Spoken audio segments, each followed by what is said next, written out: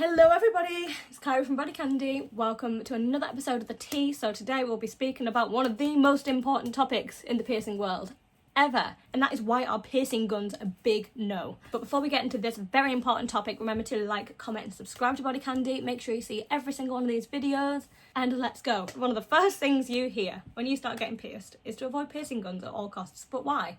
What is so dangerous about something that is so commonly available? Well, there's a few problems with piercing guns, and some of them can cause surprisingly dangerous issues. Why are they so bad? Number one, it is virtually impossible to properly sterilize a piercing gun. Some of them are just made of plastic, which would melt in an autoclave, which is a cleaning tool for piercing instruments. Even metal ones generally just wipe down after use. That is not enough to prevent spread of bloodborne pathogens and other horrible nasties. Number two, it uses single-sized standard post jewellery. Cannot be adjusted for size, meaning that if whatever you're getting pierced with is particularly thick, or you have a lot of post-piercing swelling, you may not have enough room to accommodate for this jewellery. And if that happens, you may develop serious problems that may require you to remove the jewellery entirely. Number three, this is what I tell everyone.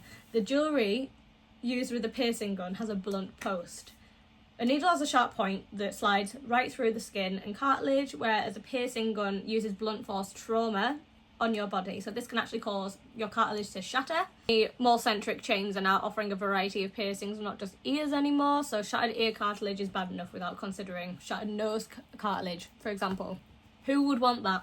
Number four, frequently, these piercings are performed by people with the bare minimum training. There is no standard requirement that these piercers are to be trained on giving a straight piercing, a proper anatomy, or proper sterile technique. The spur of the moment piercing gun can turn into an infected, crooked nightmare. Professional piercers spend months, even years, working as apprentices, mastering the craft, getting certified on things like bloodborne pathogen training, human anatomy. So you want to be pierced by someone who has devoted all their time to developing their skills and learning what anatomy can support which piercing. Thought of having your piercing done by someone who isn't really trained and is wielding a potentially contaminated and definitely not sterile gun should terrify you, and I don't know why it doesn't terrify more people, especially people doing it to their kids. What?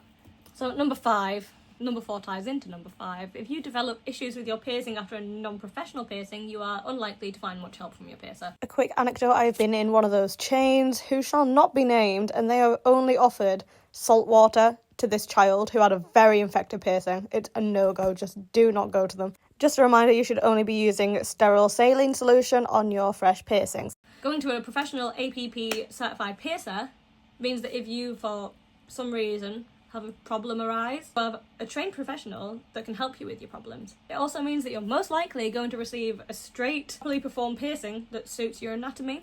Like I said, they spend months to years learning things like sterile techniques, which jewellery is appropriate for which piercing, and repeatedly performing piercings until they can do them absolutely perfectly. If you happen to be offered a gun piercing at a piercing shop, you should decline that offer and leave out the door. So piercing guns, in summary, are the recipient of much hatred and disgust within the piercing community, and for good reason as well. If you want your piercing to look proper, it has to be done by a professional.